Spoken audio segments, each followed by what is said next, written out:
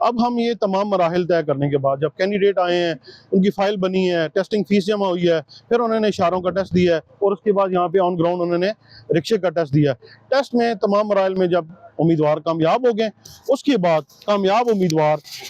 वहाँ से उतर के मोबाइल वैन में दोबारा दूसरी मोबाइल वैन में यहाँ पे तशरीफ़ लाएंगे। वो अपनी जो फाइल है उस पर, जो पास फाइल है जिस पे स्टैंप लग चुकी है, वो यहाँ आते हैं अपनी प्रोसीडिंग के लिए। फाइनल प्रोसीडिंग यहाँ पे होती है उनकी, यहाँ पे वो अपनी फाइल जमा करवाते हैं, उनका डाटा, उनका तमाम डाटा यहाँ एंटर होता है। अच्छा, अब तमाम मराइल के बाद जब बंदा फाइनल अपनी डाटा एंट्री के लिए आता है, अपनी फ़ाइल लेके यहाँ पे हमारे ऑफिसर मौजूद हैं, हसीब साहब, यहाँ उनसे फ़ाइल कलेक्ट करते हैं, उनका तमाम डाटा जो एंटर करते हैं और उनको फाइनल एक रसीद जारी कर देते हैं, जो PSID होती है, जो उन्होंने किसी भी ईजी पैसा वगैरह से उन्हें जायज़ कैश ईजी पैसा से अपना पेमेंट पे करनी होती है। जब इनकी पेमेंट डन हो जाती है तो उस टाइम इनका ई लाइसेंस जनरेट हो जाता है।